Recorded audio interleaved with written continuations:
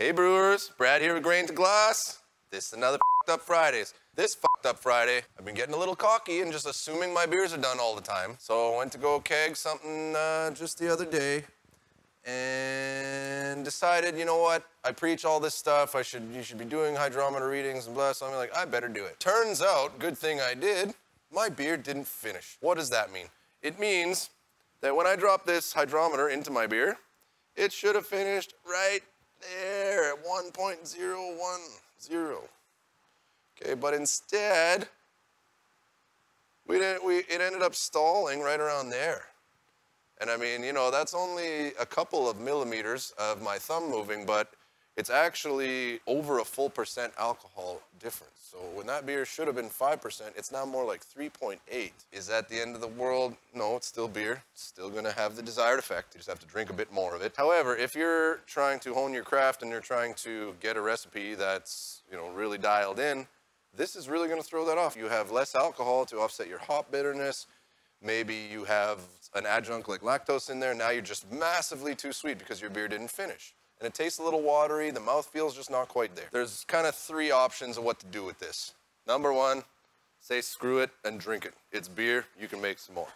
Viable option, honestly. Unless it's like way off, like say you're at 1060 and it finishes at 1040, well, I mean, you're basically drinking sugar water. I can't imagine you're really gonna enjoy that. But if it's close, just drink it, relax, and have a homebrew. Thank you, Charlie. Next option, you can throw in some yeast energizer. This guy right here. Half a teaspoon per gallon, and that is a nutrient that should perk up the yeast, get it to start going again. Very viable option. And I said 3 options, there's actually 4.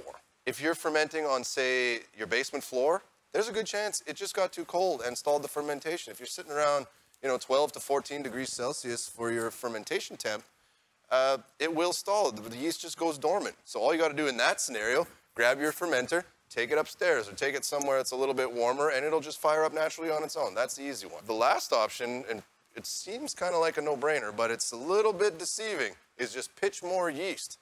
However, if you've got a beer that's already half fermented and you just pitch more yeast, you're just basically throwing them into a batch of boiling, they die, right? If you want to pitch more yeast and get it going, so you've got a really high gravity beer, that kind of thing, you actually have to make a starter and try to match the gravity of your starter to where the beer is currently at. So it's a similar alcohol level, and then that way, the new yeast you're pitching in may actually survive to, you know, live another day and finish fermenting your beer.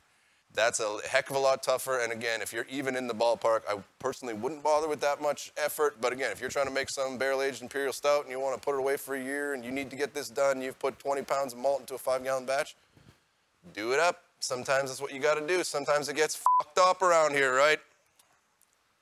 Till next time.